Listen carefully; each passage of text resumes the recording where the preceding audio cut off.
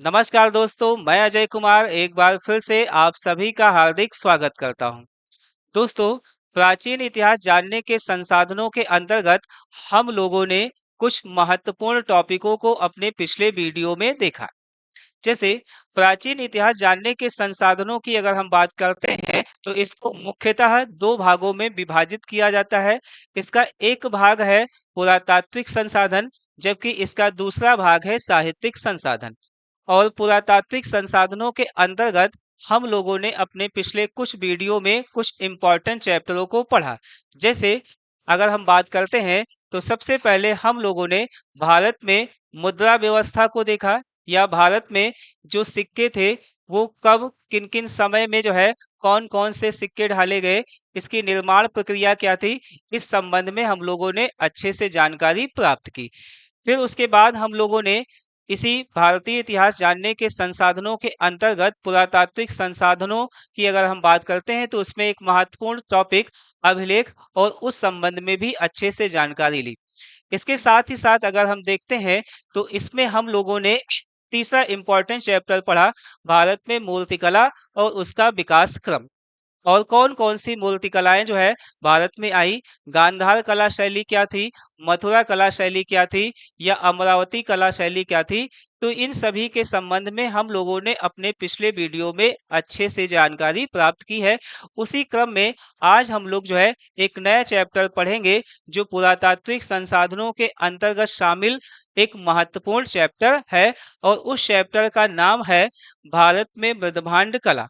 दोस्तों, भारत में मृदभांड कला या मृदभांड संस्कृति की अगर हम बात करेंगे तो इसको भी जो है हम लोग एक से ज्यादा यानी कि एक से दो या दो से तीन वीडियो में कवर करेंगे। क्यों? क्योंकि जितने भी बड़े एग्जाम हैं, जैसे पीसीएस का एग्जाम हो गया, आरओ का एग्जाम हो गया, टीजीटी पीजीटी का एग्जाम हो गया, यहाँ से अच्छे लेवल के प्रश्न पूछे जाते हैं। इसके साथ ही साथ वनडे एग्जाम की अगर हम बात करते हैं तो उन वनडे एग्जामों में अगर देखेंगे तो यहाँ से कुछ इम्पोर्टेंट तथ्य या इम्पोर्टेंट फैक्ट जो है एग्जाम में पूछ लिए जाते हैं। तो इन्हीं सभी चीजों को ध्यान में रखते हुए जो है ये आज का वीडियो हम लोगों का रहेगा, जिसके अंतर्गत जो है मृदभांड कला के संबंध में हम लोगों जो है अच्छे से जानकारी लेंगे। तो इस मृदभांड कला को शुरू करने से पहले जो है कुछ हम लोग बेसिक सी बातें करेंगे। जैसे मृदभांड कला की अगर हम बात करेंगे तो इसमें सबसे पहली और इम्पोर्टेंट बात आती है कि मृदभांड होता क्या है। तो मृदभांड की अगर हम बात करते हैं तो इसमें दो शब्द हैं, एक शब्द है मृद और दूसरा है भांड। जिसमें मृद शब्द का अर्थ होता है मिट्टी, जबकि भांड शब्द का अर्थ होता है बर्तन। अर्थात इसका जो शाब्दिक अर्थ बनेगा वो क्या बनेगा? मिट्टी का बर्तन। दोस्तों, प्राचीन काल में मानव के द्वारा खाना बनाने के लिए या खाना पकाने के लिए या खाने को खाने के लिए या विभिन्न प्रकार के अनाजों को स्टोर करने के लिए जिन बर्तनों का प्रयोग किया गया वो मुख्य रूप से किसके बनाए गए थे? तो ध्यान रखेंगे मिट्टी के। इसीलिए जो है इसको मृदभांड कला या मृदभांड संस्कृति के नाम से जाना जाता है। और समय समय पर इन्हीं मृदभांडों में समय समय पर परिवर्तन होता नजर आता है। जैसे शुरुआती दौर में मानव के द्वारा जब पहली बार मिट्टी का बर्तन बनाया गया तब उस मिट्टी के बर्तन की अगर बात करेंगे तो उसमें बहुत ज्यादा कलात्मकता नजर नहीं आती। जबकि धीरे धीरे करके जब समय बीता तो समय बीतने के साथ साथ अगर हम देखते हैं तो इन्हीं मिट्टी के बर्तनों में कलात्मकता भी नजर आती, और वही कलात्मकता धीरे धीरे करके बढ़कर चली आएगी। और आज के समय की अगर हम बात करेंगे तो आज जो है बहुत सारी कलात्मक जो है बर्तनों का प्रयोग किया जाता है। दोस्तों, भारतीय क्षेत्र की अगर हम बात करते हैं तो इस भारतीय क्षेत्र में दो प्रकार के परिवेश हैं। जैसे एक ग्रामीण परिवेश है और दूसरा जो है शहरी परिवेश है। जो भारत में ग्रामीण क्षेत्र है उन ग्रामीण क्षेत्रों में किस प्रकार के बर्तनों का प्रयोग किया जाता है और शहरी क्षेत्र में किस प्रकार के बर्तनों का प्रयोग किया जाता है। क्यों? क्योंकि बर्तनों की अगर हम बात करते हैं तो ये जो बर्तन होते हैं ये रहन सहन कैसा था इस संबंध में जानकारी प्रदान करते हैं, या सभ्यता कैसी है इस संबंध में जानकारी प्रदान करते हैं। क्योंकि बर्तन के आधार पर किसी भी घर या किसी भी परिवार या किसी भी समाज या किसी भी देश के रहन सहन, उसकी वेशभूषा के संबंध में जानकारी प्राप्त होती। तो जैसे ग्रामीण परिवेश की अगर हम बात करेंगे, तो हालांकि बर्तन ग्रामीण क्षेत्र हो चाहे शहरी क्षेत्र हो, दोनों जगहों पर लगभग सेम मिलते हैं, लेकिन कुछ अंतर है। तो जैसे ग्रामीण परिवेश की अगर हम बात करते हैं, तो ग्रामीण परिवेश में जितने भी बर्तन का प्रयोग किया जाता है, उन बर्तनों में सबसे ज्यादा फेमस कौन कौन से बर्तन है? तो जैसे एक बर्तन है जिसको कहा जाता है भगोना, है ना। तो भगोने में जो है बहुत सारी चीजों को पकाया जाता है। जैसे भगोने में दाल को भी पका लिया जाता है, भगोने में सब्जी को भी पका लिया जाता है, भगोने में चावल को भी पका लिया जाता है, या अन्य जितनी भी चीजें हैं उन सभी चीजों को पका लिया जाता है। ठीक उसी प्रकार से एक दूसरा बर्तन है जिसको कहा जाता है बटुई। तो ये जो बटुई बर्तन है, इसके अंतर्गत भी अगर हम देखते हैं, तो इसमें भी लगभग सभी चीजों को पका लिया जाता है। लेकिन मुख्यतः अगर देखेंगे तो इसमें चावल को लोग पका लेते हैं, इसके साथ ही साथ इसमें दाल को भी लोग पका लेते हैं। वहीं शहरी क्षेत्रों की अगर हम बात करते हैं, तो शहरी क्षेत्रों में बटुई के स्थान पर या भगोना के स्थान पर जो है एक बर्तन का प्रयोग किया जाता है जिसको कहा जाता है कुकर। तो ये जो कुकर है, इसमें दाल पका लिया जाता है या इसके अलावा चावल पका लिया जाता है। और कुकर की अगर हम बात करते हैं, तो वहां पर कम समय में जो है, ठीक है, भोजन को पका लिया जाता है। वहीं अगर हम बटुई या भगोने की बात करते हैं, तो इसको पकाने में ज्यादा समय लग जाता है। तो इसके साथ ही साथ अगर हम देखते हैं, तो ग्रामीण क्षेत्रों में जैसे कांच के बर्तनों का प्रयोग या चीनी मिट्टी के बर्तनों का प्रयोग जो है वो बहुत कम दिखाई देता है। ऐसा नहीं है कि कांच के बर्तन या चीनी मिट्टी के बर्तनों का यूज ग्रामीण क्षेत्र के लोगों के द्वारा नहीं किया जाता है, लेकिन इन बर्तनों की अगर हम बात करते हैं, जब कोई विशेष जो है समारोह का आयोजन किया जाता है या कोई विशेष मेहमान जब घर पर आ जाता है, तो उसको पानी वानी देने के लिए जो है कांच के गिलासों का प्रयोग किया जाता है ना। जबकि शहरी क्षेत्रों की अगर बात करते हैं, तो वहां पर कांच के बर्तनों का काफी ज्यादा प्रयोग किया जाता है या चीनी मिट्टी के बर्तनों का प्रयोग किया जाता है। जैसे शहर के अंदर की अगर हम बात करते हैं, वहां पर किसी के घर में अगर हम जाते हैं, तो वहां पर हमको जो है चीनी मिट्टी के कप में चाय मिलती है या कांच के कप में चाय मिलती है ना। तो शहरों में इसके यूजेस ज्यादा है, जबकि ग्रामीण क्षेत्रों की अगर हम बात करेंगे, तो वहां पर इसके यूजेस जो है काफी कम नजर आते हैं। ऐसा इसलिए है क्योंकि पहली चीज तो ये है कि जो भी कांच के बर्तन होते हैं या चीनी मिट्टी के बर्तन होते हैं, ये काफी कॉस्टली होते हैं, काफी महंगे होते हैं। इसके अलावा जो है अगर देखेंगे, तो इनका जो रख रखाव है वो भी जो है थोड़ा सा इम्पोर्टेंट हो जाता है, क्योंकि हल्का सा भी अगर दबाव इन बर्तनों पर पड़ता है, तो इनके टूटने का खतरा बढ़ जाता है। इसीलिए ग्रामीण क्षेत्रों में ज्यादातर जो है स्टील के बर्तनों का प्रयोग किया जाता है। या शादी विवाह वगैरह की अगर हम बात करते हैं, तो शादी विवाह वगैरह में जो है जैसे तांबे का बर्तन हो गया या पीतल का बर्तन हो गया, इस टाइप के बर्तनों को दान में भी दिया जाता है ना। तो ये जो ग्रामीण परिवेश की अगर बात करते हैं, तो वहां पर स्टील के बर्तनों का ज्यादा यूज किया जाता है। क्यों? क्योंकि उसको चाहे जिस तरीके से पटक दो, है ना। जैसे गांव की महिलाएं जो होती हैं, तो बर्तन को जब धुलने लगती है, मान लो किसी प्रकार से वो महिला के अंदर गुस्सा भरी हुई है, तो बर्तन को उसने वैसे पटक दिया, तो पटकने पर क्या होगा कि वो बर्तन जो है टूटेगा नहीं। जबकि अगर वही बर्तन चीनी मिट्टी का हुआ या कांच का हुआ, तो उस कंडीशन में उसको अगर पटक दिया जाएगा, तब उस कंडीशन में वो टूट जाएगा, है ना। शहरों की अगर हम बात करते हैं, तो शहरों में भी इसी प्रकार से जो है लगभग यूज किया जाता है, लेकिन वहां पर कांच के बर्तन या चीनी मिट्टी के बर्तनों का चलन ज्यादा रहता है। ठीक है। तो शहर में किचन का अगर परिवेश देखते हैं, किचन की साज सज्जा अगर देखेंगे, तो एक अलग टाइप से नजर आएगी। जबकि ग्रामीण क्षेत्रों में किचन की जो साज सज्जा है, वो पूरी तरीके से अलग नजर आती है ना। लेकिन अभी आज के दौर से अगर हम थोड़ा सा पीछे जाते हैं, जैसे भारत की आजादी के आसपास अगर हम जाएं, तो वहां पर ग्रामीण परिवेश ही चारों तरफ से नजर आता है। तो पुराने समय की अगर हम बात करेंगे आजादी के आसपास की, तो वहां पर ज्यादातर जो है लोगों के द्वारा मिट्टी का बर्तन प्रयोग में लाया जाता था। या उससे पहले अगर हम इतिहास में देखेंगे तो वहां पर भी जो है आम लोगों में मिट्टी के बर्तन का ही विशेष रूप से चलन नजर आता है। जबकि राजा महाराजाओं की अगर हम बात करते हैं तो हालांकि उनके बर्तन जो है वो सोने और चांदी यानी कि बहुमूल्य धातु से बने भी मिलते हैं, लेकिन आम लोगों की अगर बात करेंगे तो वहां पर मिट्टी के बर्तनों का ही यूज किया जाता है। जैसे पुराने समय की अगर हम बात करते हैं तो मिट्टी के बड़े बड़े घड़ों को बनाया जाता था, जिसमें अनाज को काफी अनाज को जो है स्टोर कर दिया जाता था। या मिट्टी की ही जो है एक बड़ा डहरे नुमा जो है आकृति बनाई जाती थी, जिसमें पुराने समय में उसमें राब को भर दिया जाता था या जो भी अनाज होता था उसको स्टोरेज कर दिया जाता था। लेकिन अब क्या है, अब आकृतियां तो वैसी ही हैं, लेकिन जो है धातु यहाँ पर बदल गई।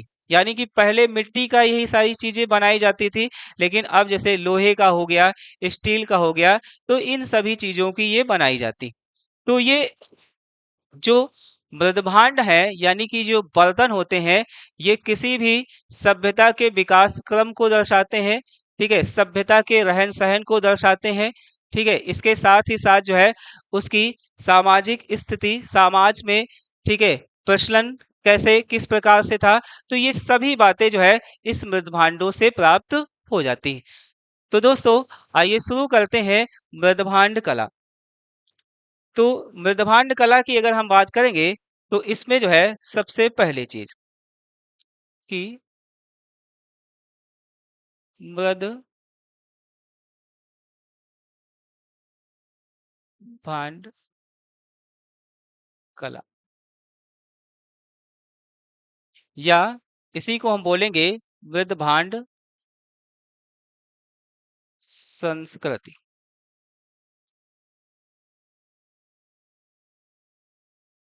तो मृदभांड संस्कृति के अंतर्गत सबसे पहली इंपॉर्टेंट बात आएगी जानकारी, है ना। इस मृदभांड कला से हमको कौन कौन सी जानकारियां प्राप्त होती, तो इसमें सबसे पहली चीज कि सभ्यता के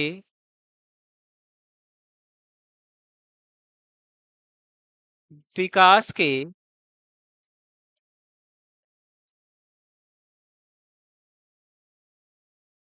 संबंध में जानकारी मिलती। सभ्यता का विकास क्रम क्या रहा, इस संबंध में जानकारी इससे प्राप्त हो जाती। इसके अलावा अगर देखेंगे तो दूसरा,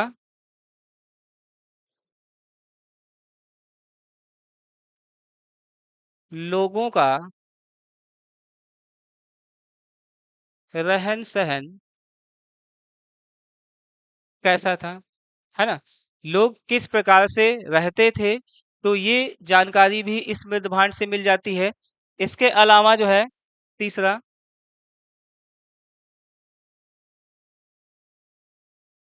लोग क्या खाते थे, है ना। जैसे सिंधु घाटी सभ्यता की अगर हम बात करते हैं तो इस सिंधु घाटी सभ्यता का एक बंदरगाह नगर था लोथल। और लोथल का जब उत्खनन किया गया तो वहां से एक मिट्टी का बर्तन मिलता है, और उस मिट्टी के बर्तन में अधपका चावल मिलता है। तो इससे जो है इस संबंध में जानकारी मिलती है कि सिंधु घाटी सभ्यता के लोग चावल से परिचित थे। या इसके अलावा भी सिंधु घाटी सभ्यता में कई स्थानों से चावल का साक्ष्य मिलता है या धान की भूसी का साक्ष्य मिलता है। तो ये जानकारियां जो है बर्तनों से प्राप्त हो जाती। ठीक है, फिर इसके साथ ही साथ अगर देखेंगे तो इसमें चौथी इंपॉर्टेंट बात है कि रीति रिवाज, है ना, कि सभ्यता का जो रीति रिवाज है वो किस प्रकार से था। पांचवी इंपॉर्टेंट बात कि बर्तन बनाने में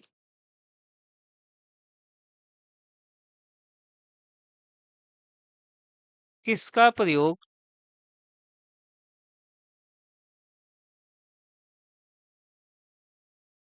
किया जाता था? तो दोस्तों, ये जो मृदभांड कला है, इस मृदभांड कला से ये सारी जानकारियां प्राप्त हो जाती है ना? तो ध्यान रखेंगे कि मृदभांड कला से मृदभांड कला से सभ्यता के विकास के संबंध में जानकारी प्राप्त हो जाती है कि उसका विकास क्रम कैसा था।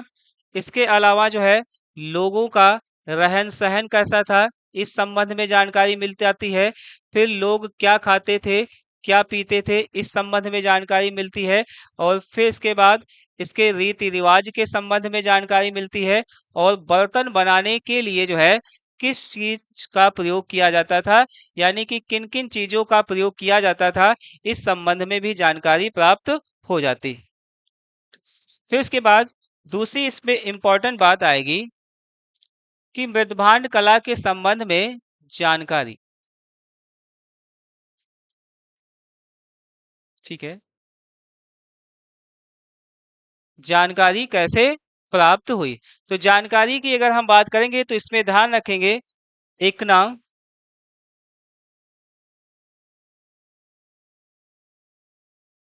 Flinders petri. ठीक है, ये काफी इंपॉर्टेंट नाम है ना? फ्लिंडर्स पेट्री की अगर हम बात करते हैं तो इनके द्वारा क्या किया गया? तो सबसे पहली चीज तो है, ये थे कौन? तो एक पुरातत्व वेत्ता, है ना? फ्लिंडर्स पेट्री कौन है? एक पुरातत्व वेत्ता है।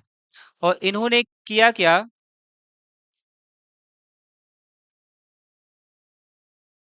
मृदभांड से संबंधित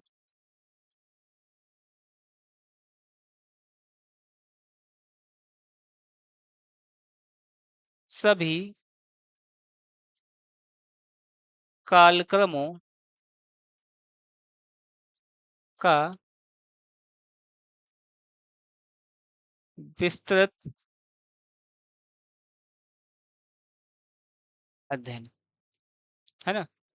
तो फ्लिंडर्स पेट्री ने जो है, या ये इस मामले में पहले ऐसे व्यक्ति थे जिन्होंने मृदभांड संस्कृति से संबंधित जितने भी कालखंड है, उन कालखंडों का विस्तृत रूप से अध्ययन किया है।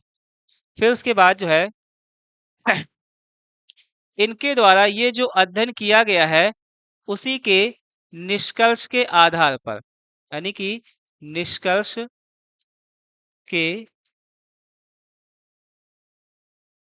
आधार पर की अगर हम बात करते हैं तो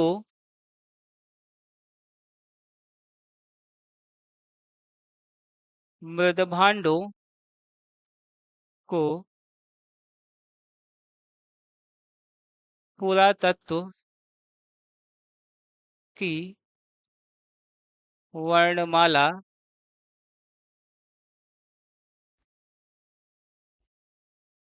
कहा जाता है। दोस्तों, ये काफी इम्पोर्टेंट तथ्य है, ये एग्जाम में पूछा जा सकता है, तो इसको ध्यान रखेंगे कि पुरातत्व की वर्णमाला जो है, किसको कहा जाता है? मृदभांडों को कहा जाता है। किसके निष्कर्षों के आधार पर इसको पुरातत्व की वर्णमाला कहा जाता है? तो पेट्री के निष्कर्षों के आधार पर इसको पुरातत्व की वर्णमाला कहा जाता है। ठीक है, फिर उसके बाद जो है, इसमें तीसरी इंपॉर्टेंट बात आएगी,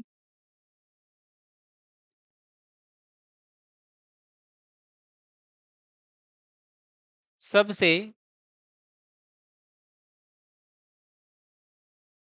प्राचीन मृदभांड जो है, वो कहाँ से प्राप्त होते हैं, है ना? भारत में सबसे प्राचीन मृदभांड जो है वो कहाँ से प्राप्त होते हैं, या सबसे प्राचीन मृदभांड जो है वो किस कालखंड के माने जाते हैं? तो ध्यान रखेंगे, नवपाषाण काल। नवपाषाण काल।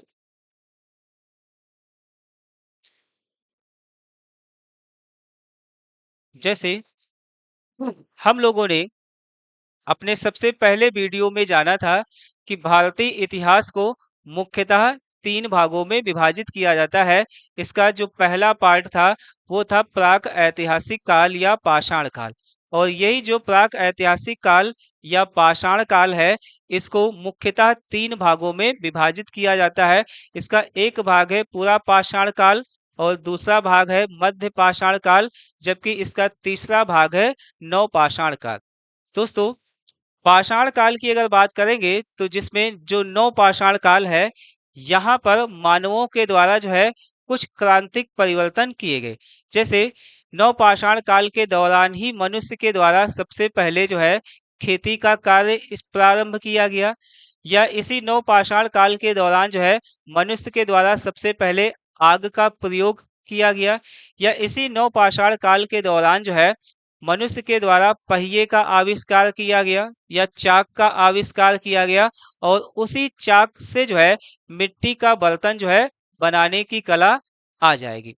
इसीलिए जो है इस नवपाषाण काल की अगर हम बात करेंगे तो मुख्यतः खेती के आधार पर इस कालखंड को खाद्य उत्पादन परक अर्थव्यवस्था के नाम से भी जाना जाता है।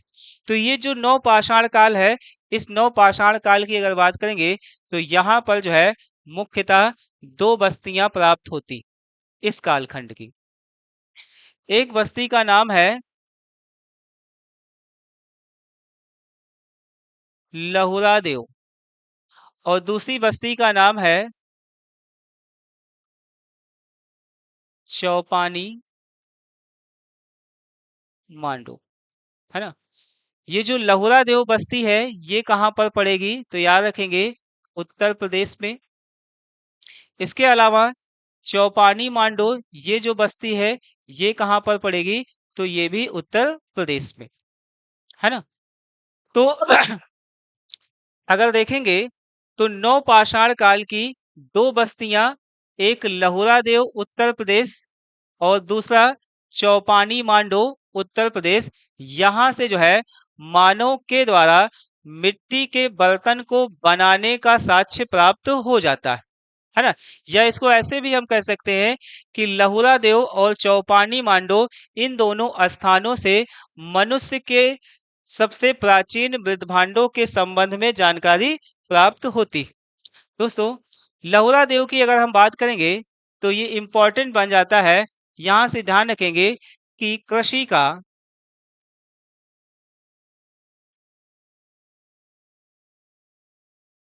सबसे प्राचीनतम साक्ष्य, है ना। या इसके अलावा अगर देखेंगे तो चावल का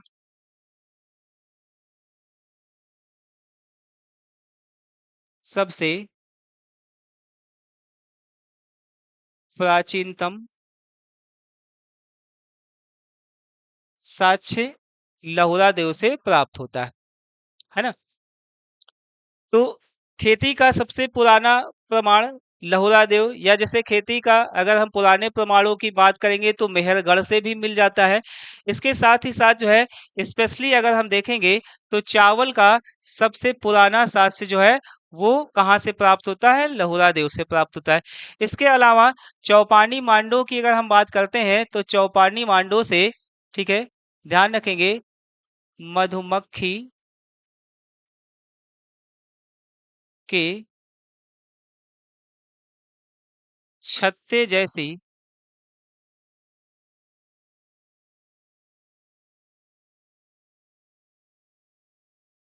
झोपड़ी का साक्ष्य मिलता है ना। मनुष्य जो है वो, ठीक है, झोपड़ी या झुग्गी झोपड़ी बना करके रहता था, तो उसका साक्ष्य कहाँ से मिलता है? चौपानी मांडो से मिलता है। तो ये जो चौपानी मांडो है और ये जो लहुरा देव है, इन दोनों स्थानों से मृदभांड कला के संबंध में जानकारी मिलती। तो दोनों में ध्यान रखेंगे कि इन दोनों से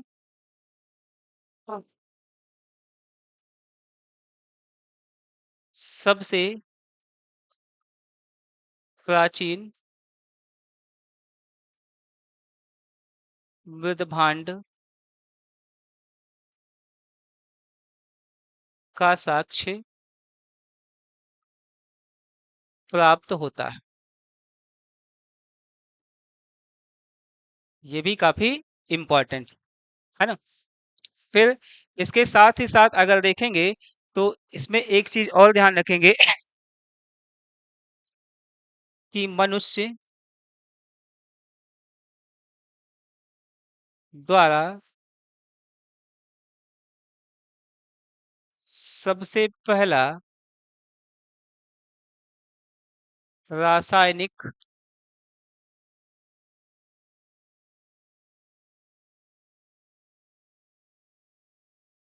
आविष्कार मृदभांड क्षेत्र में किया गया है ना। मृदभांड क्षेत्र में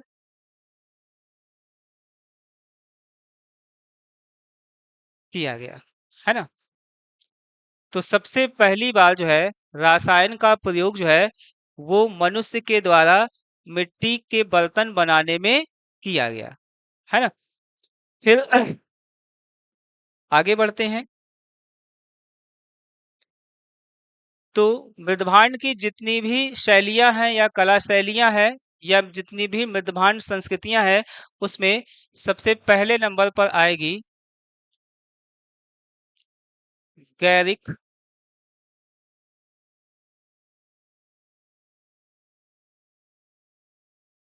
मृदभांड कला है ना। तो सबसे पहली जो मृदभांड कला शैली रहेगी उसका नाम क्या है, गैरिक मृदभांड कला। ठीक है, यहाँ पर देखेंगे एक चित्र हम लोगों ने लिया है जो गैरिक मृदभांड कला का उदाहरण है। इस गैरिक मृदभांड कला की अगर हम बात करते हैं तो इस बर्तन में जो है स्पष्ट दिखाई दे रहा है क्या क्या चीजें इसमें दिखाई दे रही है। ठीक है, तो इसमें सबसे पहली चीज कि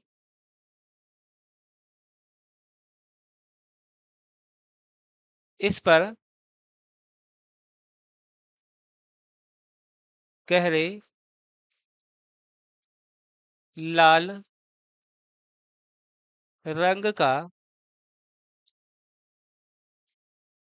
प्रयोग किया गया है।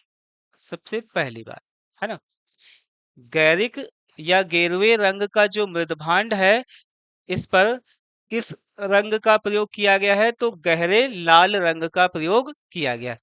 फिर इसके अलावा दूसरी इंपॉर्टेंट बात कि ये बना किस चीज का है, तो याद रखेंगे कि मिट्टी का ये बर्तन है ना। तो ये मृदभांड है तो मिट्टी का बर्तन रहेगा। तीसरी इंपॉर्टेंट बात कि इस पर काले रंग से चित्रकारी प्राप्त होती। काले रंग से इस पर जो है चित्र बनाए गए हैं। देख सकते हैं फिगर में कि ये ऐसे करके यहाँ पर ये डिजाइन बनी हुई है, ये ऐसे डिजाइन बनी हुई है और नीचे अगर देखेंगे तो इस प्रकार से जो है कुछ रेखाएं ऐसे एक दूसरे को काटते हुए दर्शाई गई हैं। तो ये ब्लैक कलर से जो है इस पर चित्र बनाया गया है, जबकि गहरे लाल रंग का या गेरुए रंग का इस पर प्रयोग किया गया है। और ये बर्तन किस चीज का बना हुआ है, तो मिट्टी का बना हुआ। इसके अलावा जो है इसमें इसकी चौथी विशेषता याद रखेंगे, इसे हाथ से रगड़ने पर इसका रंग उंगलियों में लग जाता है ना। तो ये एक प्राचीन मृदभांड है ना। और प्राचीनता के कारण अगर देखेंगे तो ये डैमेज भी हुआ होगा समय के हिसाब से, है ना।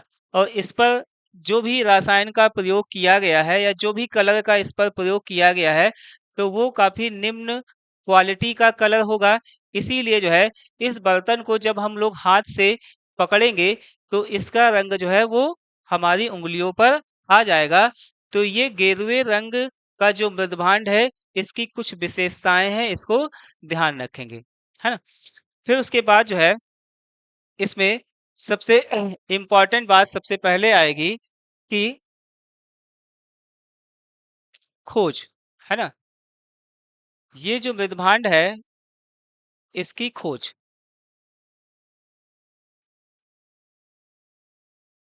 खोज किसके द्वारा की गई तो याद रखेंगे बीबी लाल द्वारा, है ना। बीबी लाल के द्वारा जो है इस मृदभांड को खोजा गया। कब खोजा गया तो ध्यान रखेंगे 1949-50 में, 1949-50 ईस्वी में, है ना। तो गैरिक मृदभांड से संबंधित जो है सबसे पहला बर्तन जो है या मृदभांड जो है किसके द्वारा खोजा गया तो बीबी लाल के द्वारा खोजा गया। फिर इसमें जो है स्थान की अगर बात करेंगे तो बीबी लाल के द्वारा किस स्थान पर खोजा गया तो स्थान में एक स्थान का नाम याद रखेंगे बिसौली, है ना। बिसौली नामक स्थान, इसके अलावा जो है दूसरा स्थान याद रखेंगे राजपुरा, है ना। बिसौली और राजपुरा नामक स्थान पर इसको खोजा गया। जिसमें बिसौली की अगर बात करेंगे तो ये कहाँ पर पड़ेगा तो ध्यान रखेंगे ये पड़ेगा बदायूं उत्तर प्रदेश, है ना। बिसौली जो है वो कहाँ पर पड़ेगा बदायूं में पड़ेगा। जबकि राजपुरा की अगर हम बात करेंगे तो ये कहाँ पर पड़ेगा तो बिजनौर में। और बिजनौर कहाँ पर पड़ेगा तो उत्तर प्रदेश में। तो इसका मतलब क्या हुआ कि गेरुए रंग का जो मृदभांड है या जो गैरिक मृदभांड है इसके संबंध में सबसे पहली जानकारी उत्तर प्रदेश से प्राप्त होती, ठीक है। तो ये दो स्थानों के नाम जो है ध्यान रखेंगे। इसके साथ ही साथ जो है इसकी अगर बात करेंगे तो इसमें दूसरी बात आएगी कि इसका समय, मतलब किस कालखंड से जो है ये संबंधित माना जाता है तो इसमें पहला याद रखेंगे ताम्र पाषाणिक संस्कृति, है ना। भारत में जो ताम्र पाषाणिक संस्कृति थी, ठीक है, उस दौरान जो है इस मृदभांड का प्रयोग किया जाता था। दूसरा उत्तर हड़प्पा काल, तो उत्तर हड़प्पा काल के दौरान भी जो है यही मृदभांड प्राप्त होते हैं। फिर उसके बाद जो है तीसरा परिपक्व हड़प्पा का अंतिम चरण, है ना। तो इन तीन जगहों से जो है या इन तीन कालखंडों के दौरान भारत में गैरिक मृदभांड का प्रयोग किया गया, ठीक है। फिर इसके अलावा जो है यहाँ पर कुछ इंपॉर्टेंट बातें और आएंगी जैसे स्थान, है ना। ये मुख्यतः जो है किन किन स्थानों से प्राप्त होते हैं। तो जैसे उत्तर प्रदेश की अगर हम बात करेंगे तो उत्तर प्रदेश में किन किन स्थानों से ये प्राप्त होते हैं। तो उत्तर प्रदेश में अगर देखेंगे तो स्थान रहेगा जैसे मेरठ।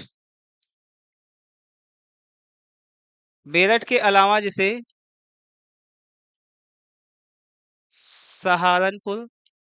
सहारनपुर के अलावा जो है अगर देखेंगे तो बुलंदशहर। बुलंदशहर और बुलंदशहर में जो है मुख्यतः स्थान का नाम याद रखेंगे, लाल किला। लाल किला, है ना। ये एग्जाम के लिए काफी इंपॉर्टेंट है। बुलंदशहर में लाल किला नामक स्थान से गैरिक मृदभांड का साक्ष्य प्राप्त होता है। इसके अलावा अगर देखेंगे तो जैसे मुजफ्फरनगर।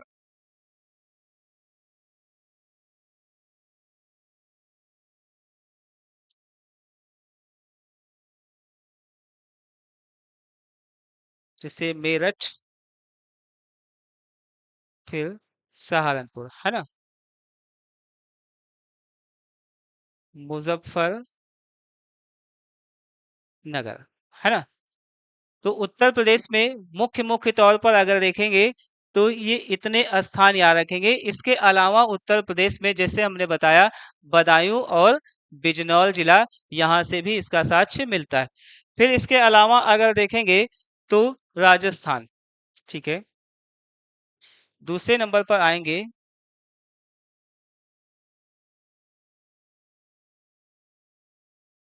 तो इसमें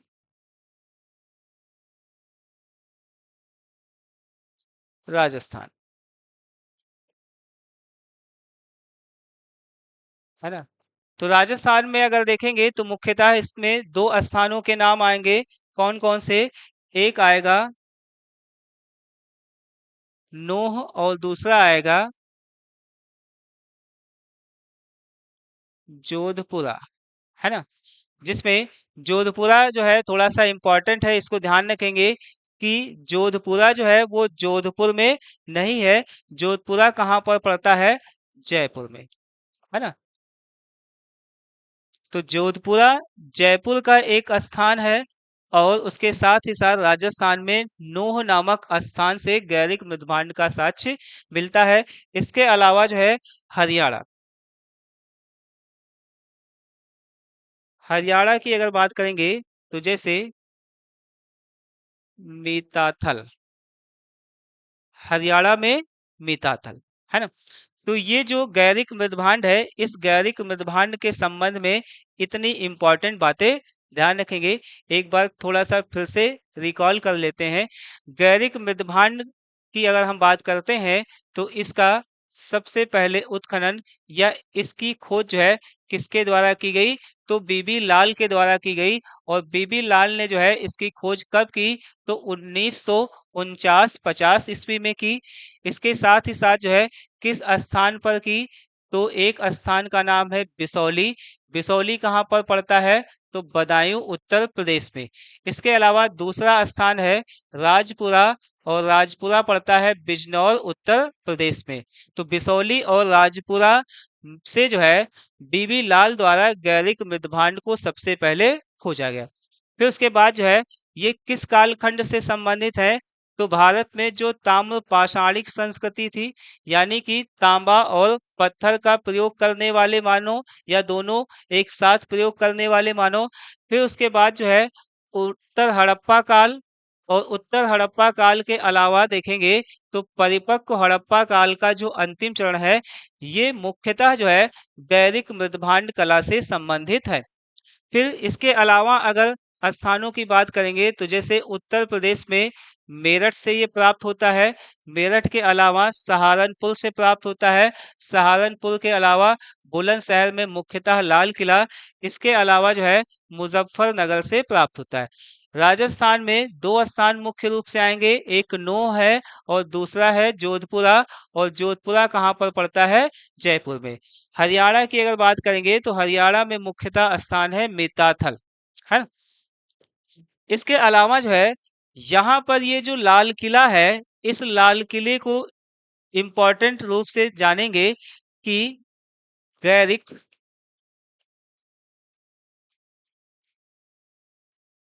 मृदभांड का सबसे बड़ा उत्खनित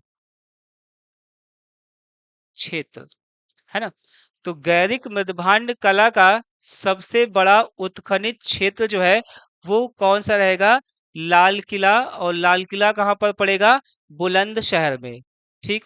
फिर उसके बाद जो है यहाँ पर इसकी आएंगी कुछ विशेषताएं। तो इसकी जो विशेषता है,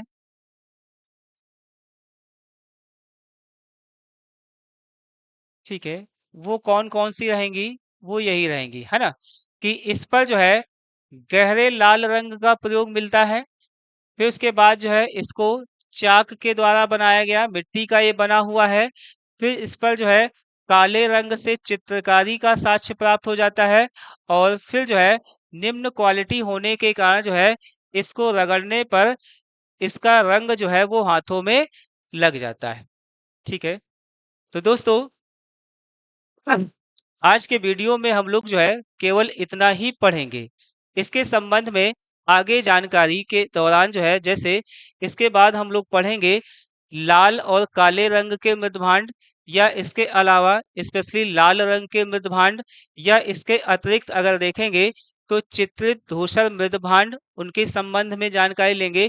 या इसके अलावा अगर देखेंगे तो अन्य बहुत सारे मृदभांड हैं या मृदभांड संस्कृतियां हैं। तो कौन कौन सी संस्कृतियां कहाँ कहाँ से प्राप्त होती हैं, तो उस संबंध में जानकारी लेंगे। दोस्तों, वीडियो अगर अच्छा लगे तो चैनल को सब्सक्राइब करना ना भूलें। और साथ ही साथ जो है वीडियो अगर अच्छा लगे तो वीडियो को लाइक और शेयर करना ना भूलें। धन्यवाद।